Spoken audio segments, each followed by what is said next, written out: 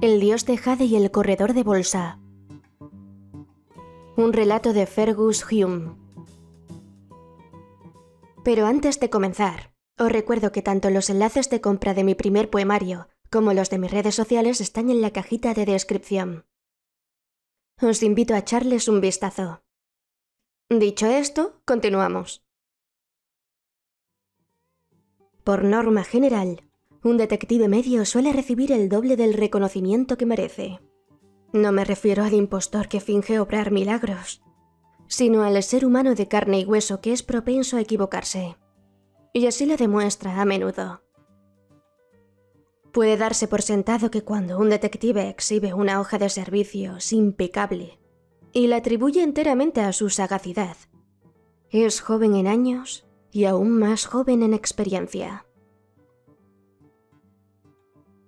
Los hombres maduros, que se han visto 100 veces atrapados en las hábiles redes de la delincuencia, reconocen la influencia del azar tanto en el éxito como en el fracaso.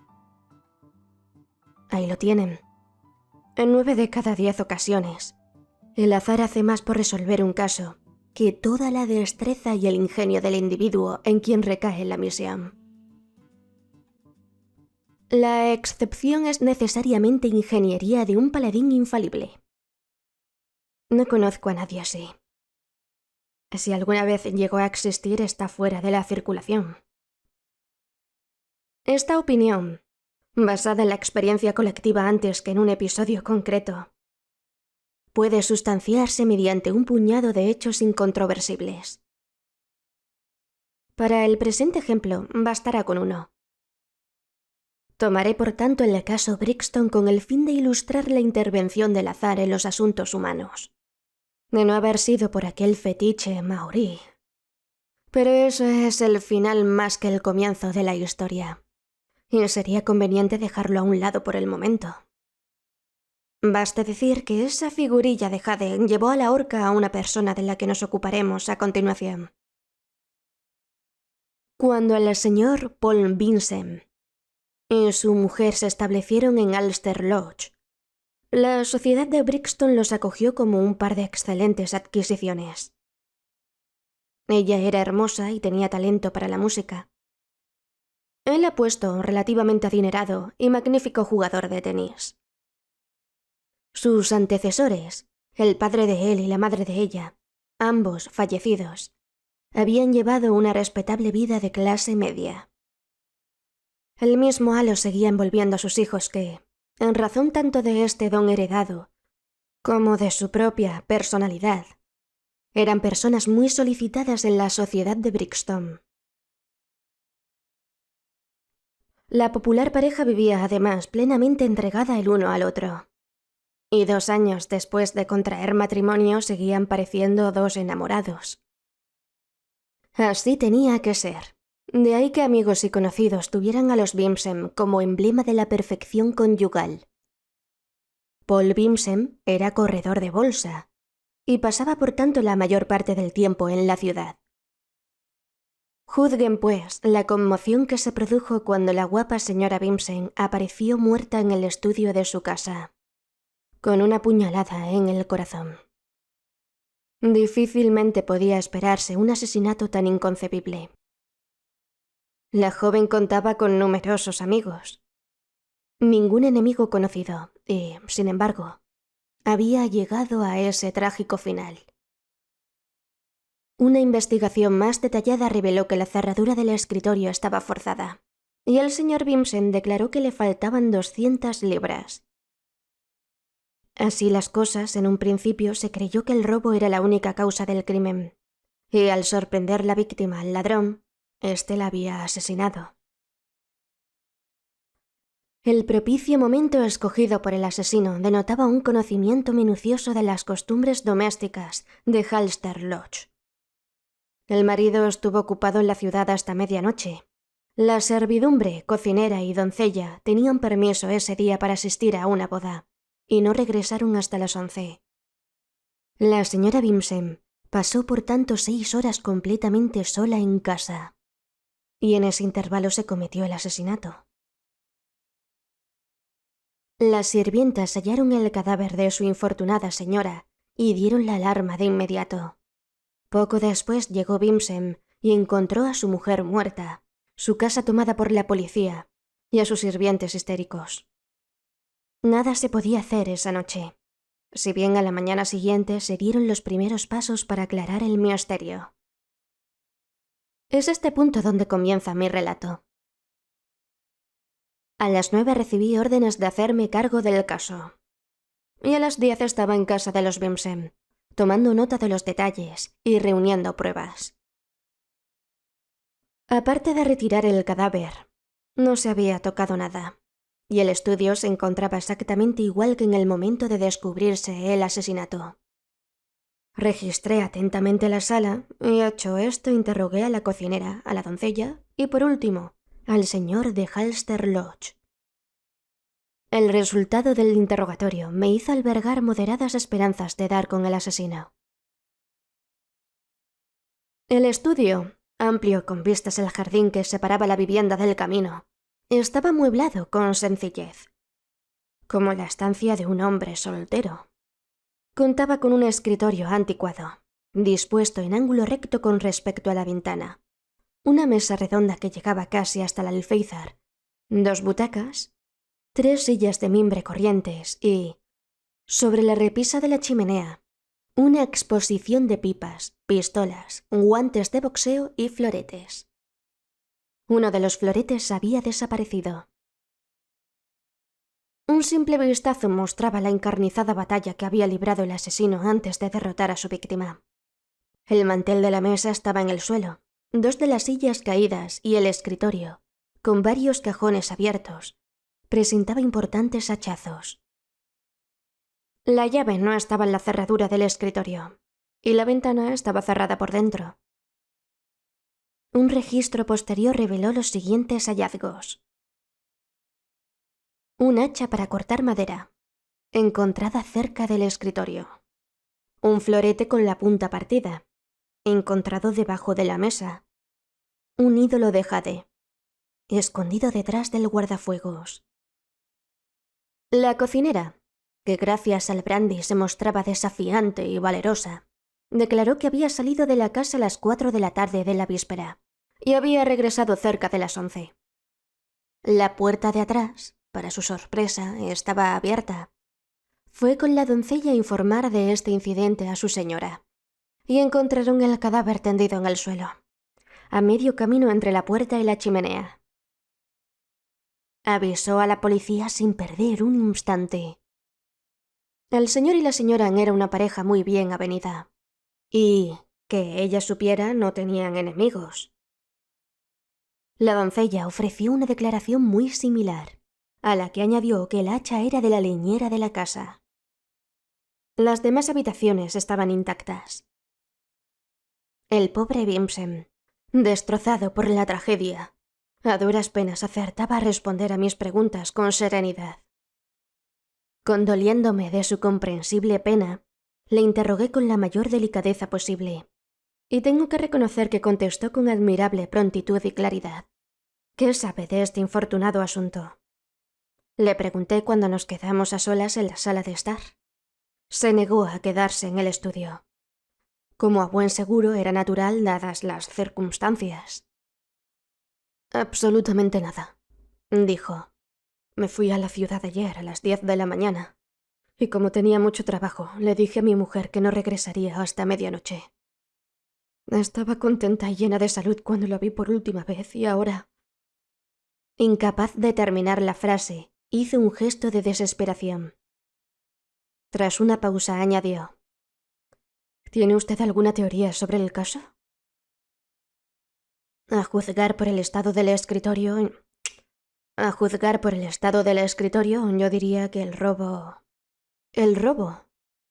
Interrumpió mudando de color. Sí, ese fue el móvil. Tenía 200 libras guardadas en el escritorio. ¿En monedas o en billetes? En billetes, 4 de 50 del Banco de Inglaterra. ¿Está seguro de que se las han llevado? Sí, el cajón donde las guardaba está hecho pedazos. ¿Sabía alguien que guardaba usted 200 libras ahí? No. Excepto mi mujer, aunque... Ay. Una vez más se interrumpió bruscamente. Eso es imposible. ¿Qué es imposible? Se lo diré cuando me haya expuesto su teoría. Esa idea la ha sacado usted de las novelas de Unchelim. Respondí secamente. No todos los detectives nos ponemos a teorizar en el acto.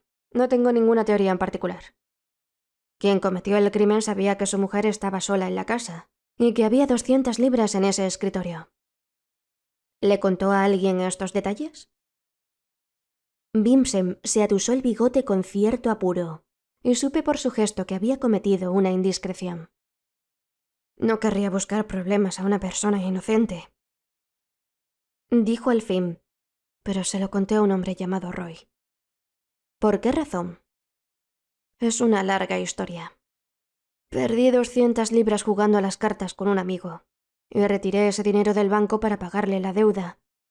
Se marchó de la ciudad, así que guardé el dinero con llave en mi escritorio.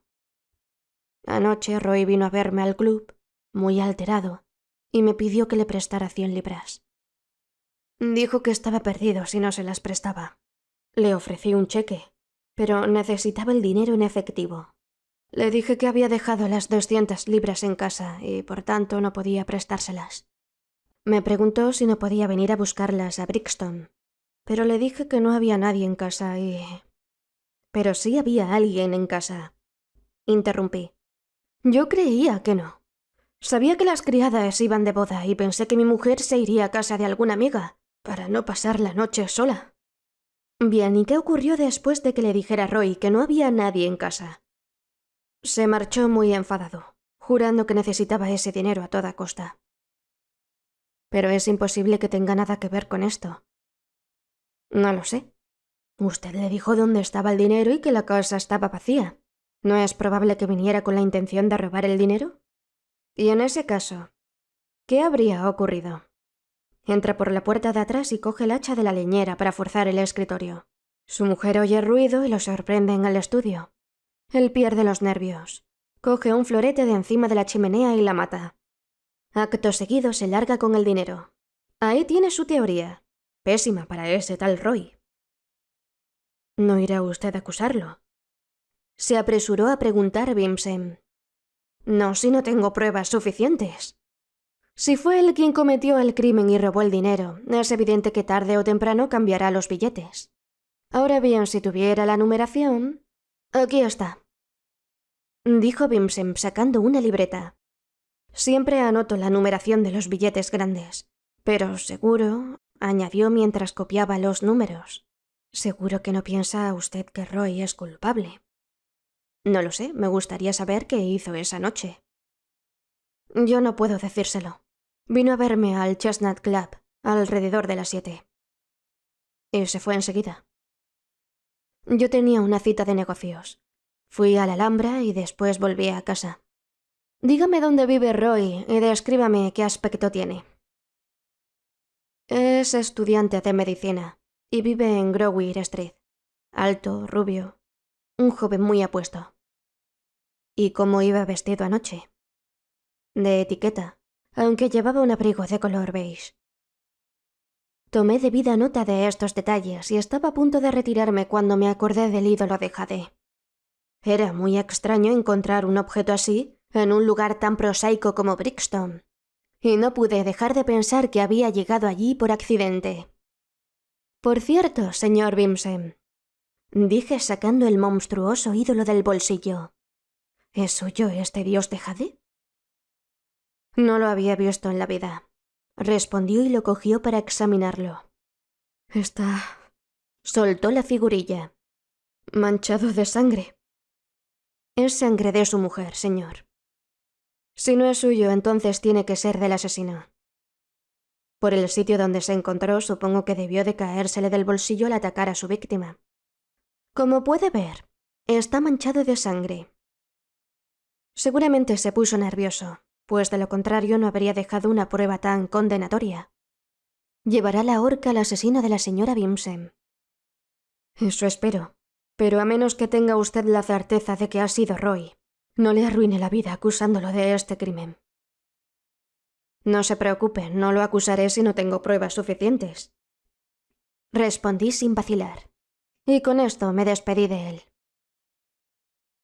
Vincent tuvo una actitud muy ecuánime en esta conversación preliminar.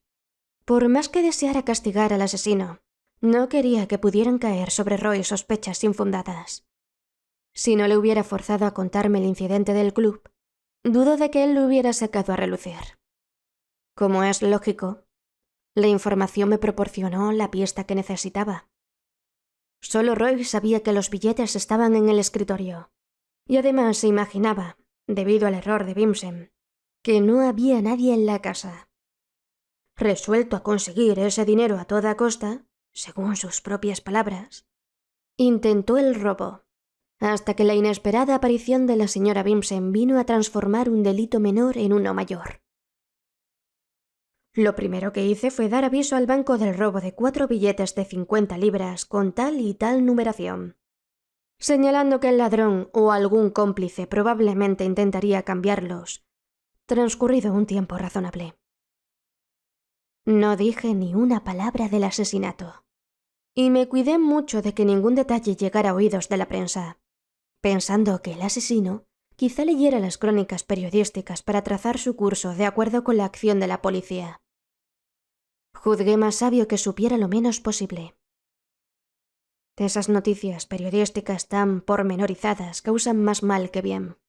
Satisfacen los instintos morbosos del público y ponen en guardia a los delincuentes. Y así, mientras la policía trabajaba en la oscuridad, ellos, gracias a los corresponsales especiales, pueden estar al tanto de los procedimientos y burlar en consecuencia el castigo de la ley. El ídolo de Jade me dio importantes quebraderos de cabeza. Quería saber cómo había ido a parar al estudio de Halster Lodge. Cuando lo supiera podría cazar a mi hombre, pero había muchos obstáculos que superar antes de disponer de dicha información. Ahora bien, una estatuilla tan curiosa no es un objeto común en este país. Quien la tenga en sus manos es porque ha estado en Nueva Zelanda, o la ha recibido de un amigo neozelandés. No podía haberla encontrado en Londres. En tal caso no la llevaría encima.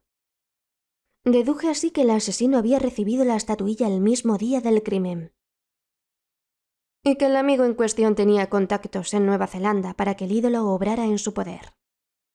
La cadena de pensamientos, que no fue sencilla, comenzó con la curiosidad que me despertó el ídolo, y concluyó con la consulta de la lista de vapores con rumbo a las antípodas. Me serví para ello de un pequeño ardid que no es necesario explicar en este momento.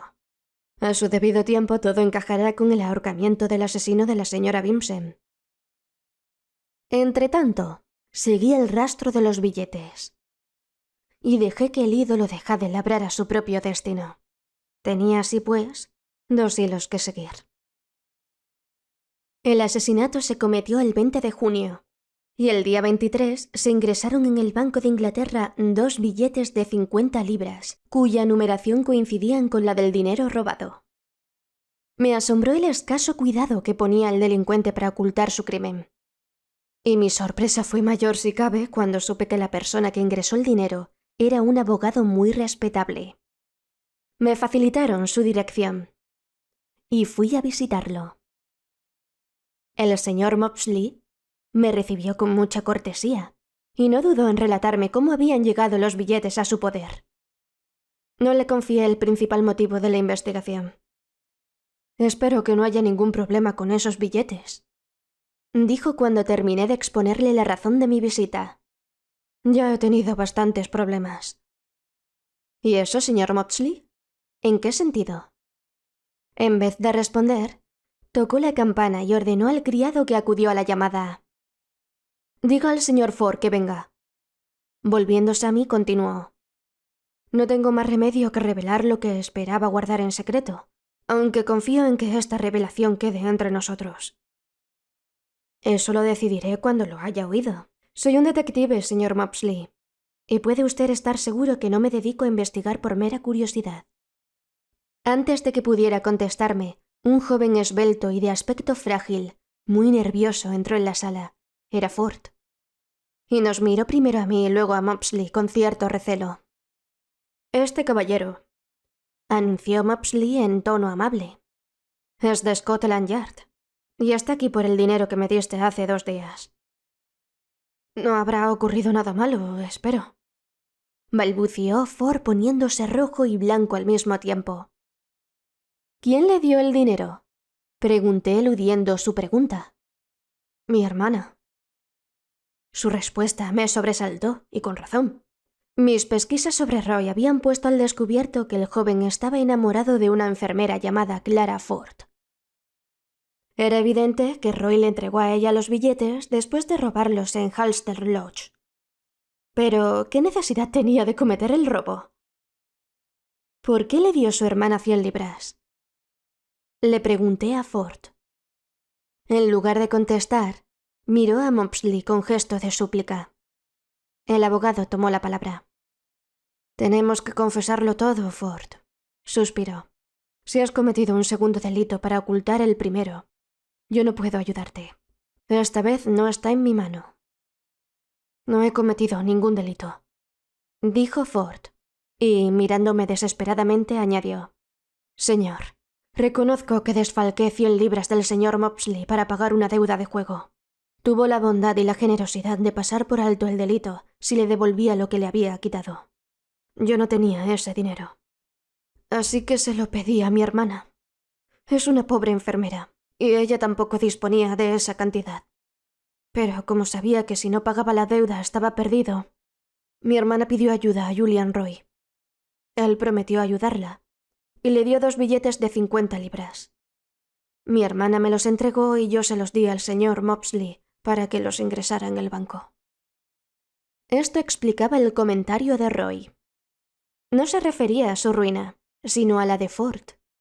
Para salvar al pobre infeliz y por amor a su hermana, había cometido el crimen.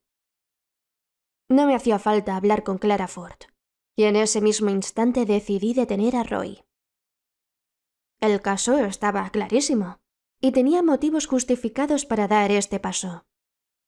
Mientras tanto, les hice prometer a Mopsley y a Ford que guardarían silencio, pues no quería que la señorita Ford pusiera en guardia a Roy a través de su hermano. «Caballeros», dije tras un momento de silencio, «no me es posible explicarles ahora las razones que me han traído hasta aquí, pues sería demasiado largo y no tengo tiempo que perder. No digan nada de esta entrevista hasta mañana, entonces lo sabrán todo». «¿Ha vuelto Ford a meterse en líos?», preguntó Mopsley preocupado. «Él no, pero otro sí. Mi hermana». Empezó a decir Ford, pero no le permití continuar. «Su hermana está perfectamente, señor Ford. Le ruego que confíe en mí. Ni a ella ni a usted les ocurrirá nada si puedo evitarlo. Ustedes, ante todo, guarden silencio». Así lo prometieron, y regresé a Scotland Yard bastante convencido de que nadie pondría a Roy sobre aviso. Los indicios eran tan claros que no podía dudar de su culpabilidad. De lo contrario, ¿cómo había conseguido el dinero? A estas alturas contaba con pruebas suficientes para ahorcarlo, pero no quería dejar ningún cabo suelto, y me proponía demostrar además que el ídolo de Jade era suyo. No era de Bimsem, y tampoco de su difunta esposa, así que alguien tenía que haberlo llevado al estudio. ¿Por qué no Roy, dado que a juzgar por todas las apariencias era el autor del crimen, y además el ídolo estaba manchado de sangre de la víctima? No me fue difícil obtener una orden de detención, y con ella me presenté en Grosvenor Street. Roy proclamó airadamente su inocencia. Negó todo conocimiento del crimen y del ídolo. Yo esperaba esta reacción, pero me sorprendió la vehemencia con que se defendió. Aunque parecía sincero, todo era tan absurdo que no logró quebrar mi convicción en su culpabilidad. Le dejé que hablara cuanto quiso. Tal vez fuese un error, porque era incapaz de estarse callado, y después me lo llevé en un coche. «Le juro que yo no he sido», me aseguró con ardor. Nadie se quedó más atónito que yo al leer la noticia de la muerte de la señora Bimsem. «¿Pero estuvo usted en Halster Lodge esa noche?» «Eso lo reconozco. dijo con franqueza. Si fuera culpable no lo diría, pero fui porque Vincent me lo pidió. Tengo que recordarle que todo lo que diga pueda utilizarse como prueba contra usted. Me da igual, me defenderé. Le pedí a Vincent 100 libras y... Claro que se las pidió para dárselas a la señorita Ford. ¿Cómo lo sabe? Preguntó con brusquedad.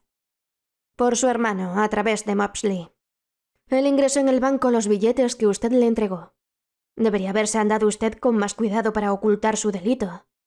Yo no he cometido ningún delito. Protestó. Vincent me dio el dinero. La señorita Ford me lo había pedido, para evitar que condenaran a su hermano por desfalco. Vincent niega haberle dado el dinero. En ese caso miente. Le pedí 100 libras en el Chestnut Club. No llevaba esa cantidad encima, pero me dijo que en casa tenía 200 libras en el escritorio. Yo necesitaba el dinero imperiosamente. Esa misma noche. Así que le pedí permiso para ir a buscarlo. ¿Y se lo negó? No me lo negó. Aceptó y me dio una nota para la señora Vincent, en la que le indicaba que me entregase 100 libras. Fui a Brixton. Conseguí el dinero en 2 billetes de 50 y se lo entregué a la señorita Ford. Cuando me marché de Halster Lodge, entre las 8 y las 9, la señora Vincent se encontraba perfectamente y estaba muy contenta. Es una defensa muy ingeniosa, señalé en tono dubitativo. Pero el señor Vincent niega rotundamente haberle dado ese dinero. Roy me miró muy serio, para ver si le estaba tomando el pelo. Era evidente que la actitud de Vincent le causaba un profundo desconcierto. «Eso es ridículo», dijo en voz baja. Escribió una nota para su mujer y le dio órdenes de entregarme el dinero. «¿Dónde está esa nota?» «Se la di a la señora Vincent». «No la hemos encontrado», dije.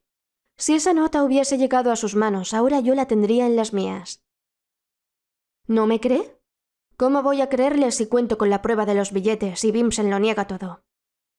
Seguro que no ha negado que me prestó el dinero. Sí, lo ha negado. Tiene que haberse vuelto loco, dijo Roy con desesperación. Es uno de mis mejores amigos. ¿Cómo puede decir una falsedad tan grande? Claro que... Más le vale guardar silencio. Le recordé, harto de sus tonterías. Si lo que usted dice es verdad, Vincent lo exonerará a usted de toda complicidad en el crimen. Si las cosas ocurrieron como usted asegura, no tiene ningún sentido que él lo niegue. Hice esta última observación para que se callara de una vez por todas. No era mi cometido escuchar declaraciones incriminatorias ni defensas ingeniosas. Esas cosas son competencia del juez y del jurado. De ahí que pusiera fin a la conversación como ya se ha dicho, y me llevara preso a Roy. Desconozco si las aves transportan las noticias por el aire, aunque es posible que esa noche estuvieran muy atareadas porque, al día siguiente, todos los periódicos de Londres me felicitaban por la inteligente captura del presunto asesino. Algunos detectives se habrían mostrado muy complacidos con estos elogios. Yo no lo estaba. Me inquietaba el enardecimiento con que Roy insistía en su inocencia, y empezaba a dudar de si a fin de cuentas había encerrado al verdadero autor del crimen. Las pruebas, sin embargo, eran concluyentes. Roy reconoció que había estado con la señora Vincent la noche fatídica, y admitió que se había llevado 2 billetes de 50 libras. Su única defensa posible era la nota del corredor de bolsa, pero la nota no aparecía. Eso sí de verdad había llegado a existir. Vincent estaba muy apenado por la detención de Roy. Lo apreciaba mucho, y había creído en su inocencia mientras le fue posible. No obstante, a la vista de la solidez de las pruebas, se vio obligado a considerarlo culpable. Si bien se reprochaba severamente por no haberle prestado el dinero y haber evitado así la tragedia. No tenía la menor idea de que el asunto fuera tan urgente, me dijo. Le habría acompañado a Brixton para prestarle el dinero. De ese modo mi mujer se habría librado de su locura y él de una muerte en el patíbulo. ¿Qué opinión le merece su defensa? Es completamente falsa. Yo no escribí ninguna nota, y tampoco le dije que fuera a Brixton. ¿Cómo iba a decírselo si estaba convencido de que no había nadie en casa? Es una lástima que fuera usted a la Alhambra en vez de volver a casa, señor Bimsem. Fue un error, asintió. Pero en ningún momento se me pasó por la cabeza que Roy se propusiera robarme. Además, había quedado en ir al teatro con mi amigo, el Dr. Momson. ¿Cree usted que ese ídolo es de Roy? No puedo decirlo, nunca lo he visto con él. ¿Por qué lo pregunta? Porque creo firmemente que si Roy no llevaba ese ídolo en el bolsillo aquella noche, entonces es inocente. Parece usted sorprendido, pero créame si le digo que ese ídolo es del hombre que asesinó a su mujer. La mañana siguiente a esta conversación, una dama se presentó en Scotland Yard y pidió verme. Por fortuna me encontraba en mi despacho y, adivinando de quién se trataba, accedí a recibirla. Cuando nos quedamos a solas, se levantó el velo y me encontré en presencia de una mujer de aspecto noble, que guardaba cierto parecido con el empleado del señor Mopsley, aunque por alguna extraña contradicción de la naturaleza, ella tenía un rostro más varonil. ¿Es usted la señorita Ford? Pregunté adivinando su identidad. Soy Clara Ford, respondió tranquilamente. He venido para hablarle del señor Roy. Me temo que no se puede hacer nada para salvarlo. Pues hay algo que hacer, dijo con pasión. Estamos prometidos. Vamos a casarnos. Y haré todo cuanto pueda hacer una mujer para salvar a su enamorado. ¿Usted cree que es culpable? A vista de las pruebas, señorita Ford, me traen sin cuidado las pruebas, replicó. Es tan inocente como yo. ¿Cree usted que un hombre que acaba de cometer un delito pondría el dinero que ha obtenido de ese delito en manos de la mujer a la que afirma amar? Yo le aseguro que es inocente. El señor Bimsen no opina lo mismo. El señor Bimsen, dijo la señorita Ford con marcado desprecio. Ah, sí, ya supongo que él cree que Julian es culpable. No lo creería si pudiera pensar de otra manera. Es, o mejor dicho, era un amigo incondicional del señor Roy. Tan incondicional que intentó impedir nuestra boda. Escúcheme, señor. No se lo he contado a nadie. Pero a usted se lo voy a contar. El señor Bimsen es un sinvergüenza. Se hacía pasar por amigo de Julian, pero se atrevió a hacerme proposiciones. Proposiciones deshonrosas, por las que podría haberlo denunciado. Él, un hombre casado y supuesto amigo de Julian, quería que abandonase a mi prometido y me fugara con él. Seguramente se confunde usted, señorita Ford. El señor Bimsen era muy atento con su mujer. Su mujer le traía completamente sin cuidado, afirmó tajantemente. Estaba enamorado de mí. No le conté a Julian cómo me había insultado Bimsen para que no se enfadara. Ahora que Julian está en un aprieto por un lamentable error, Bimsen está encantado. Eso es imposible. Le aseguro que Bimsen lamenta mucho que... No me cree. Me interrumpió. Muy bien. Le daré una prueba de que digo la verdad. Venga conmigo a las habitaciones de mi hermano en Bloomsbury. Avisaré al señor Bimsen. Le diré que deseo verlo. Y si se esconde usted en alguna parte, oirá de sus propios labios lo contento que está ahora que mi amado Julian y su mujer ya no pueden interponerse en el camino de su deshonrosa pasión. Iré, señorita Ford, aunque creo que se equivoca usted con Bimsen. Ya lo veremos, contestó con frialdad, y cambiando súbitamente de tono dijo: ¿No hay ningún modo de ayudar a Julian? Estoy segura de que es inocente. Todas las apariencias están en su contra, pero él no es el asesino. No hay ningún modo. ¿Ninguno? Conmovido por su sincera súplica, le mostré el ídolo de jade y le conté todo cuanto había hecho en relación con la estatuilla. Me escuchó ávidamente y se aferró sin dudarlo a esta única esperanza de salvar a Roy. Cuando le hube facilitado esta información, reflexionó en silencio alrededor de 2 minutos. Luego se cubrió con el velo y se dispuso a retirarse. Venga a las habitaciones de mi hermano. Están en Alfred Place, cerca de Tottenham Court Road. Dijo: le prometo que verá el verdadero Bimsen. Le espero el lunes a las 3. Por el color que cobró su rostro y el brillo que iluminó sus ojos, supe que tenía un plan para salvar a Roy.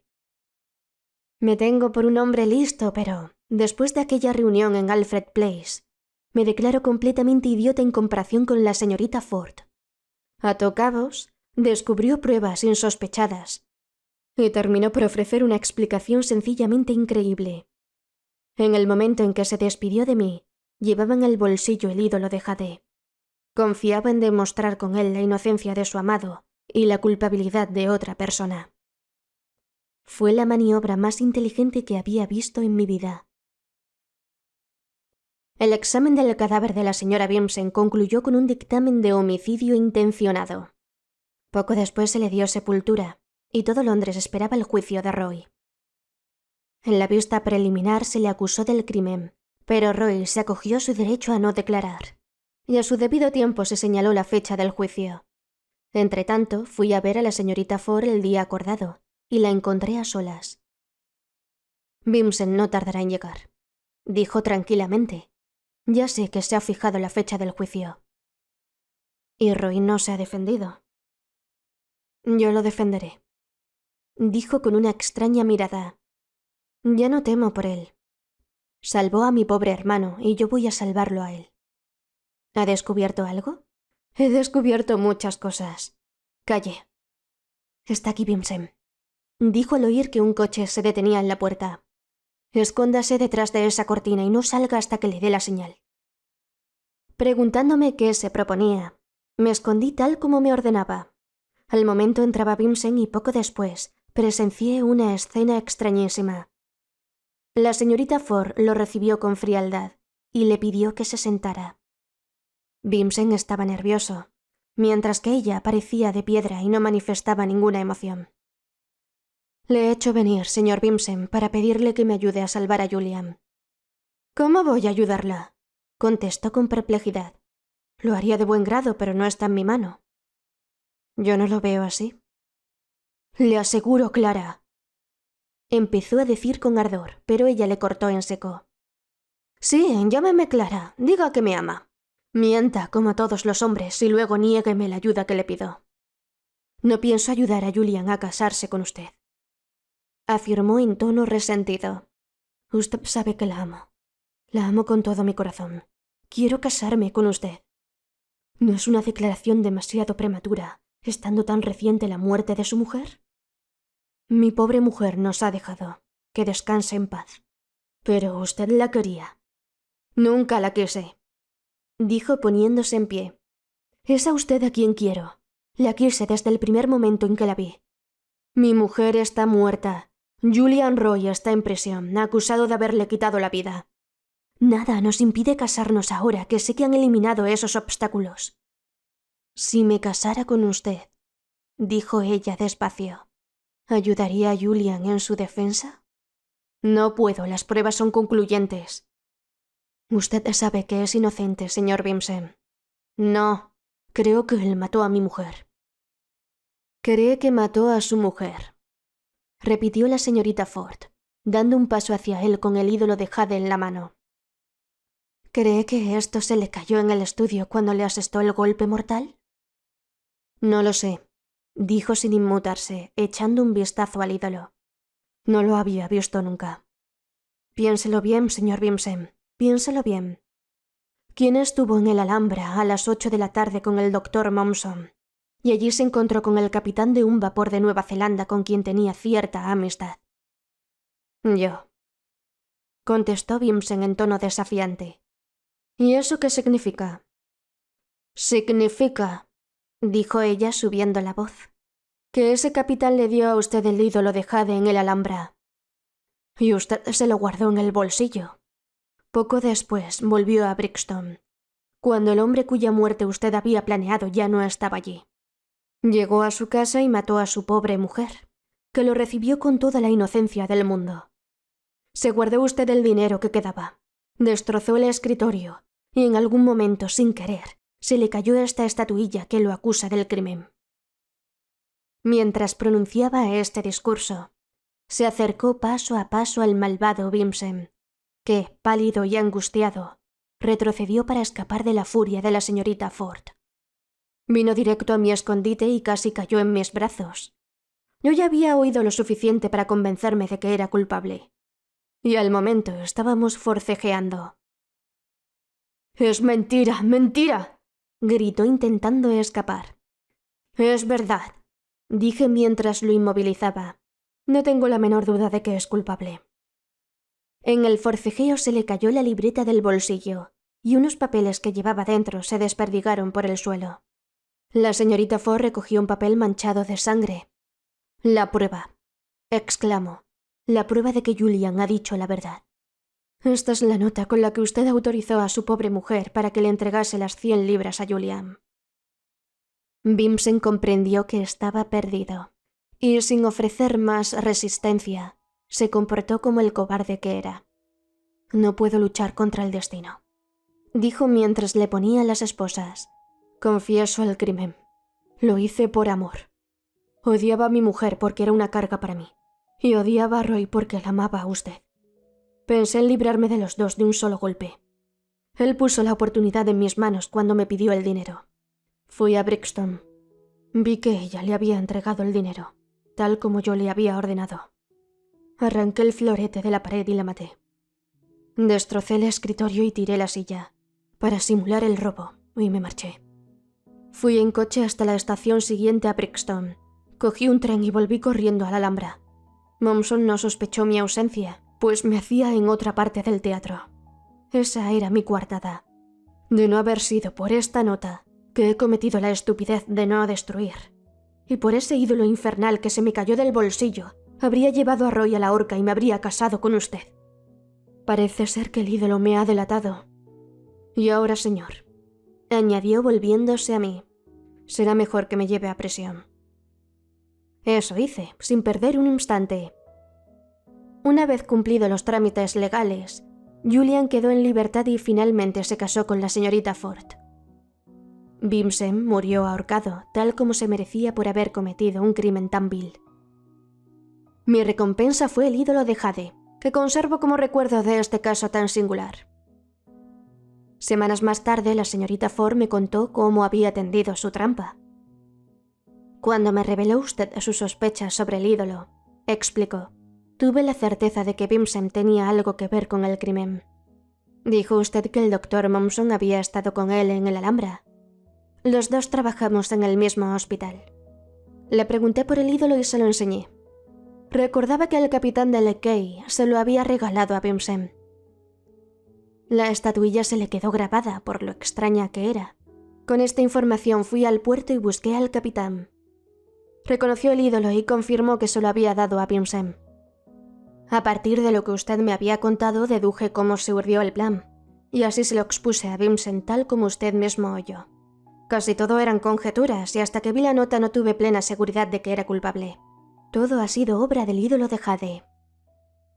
Lo mismo creo yo, pero también obra del azar. Si no se le hubiera caído del bolsillo fortuitamente, Roy habría acabado en la horca por un crimen que no había cometido. Por eso afirmo que en 9 de cada 10 casos el azar pesa más que toda la destreza del hombre encargado de resolver el misterio. Fin.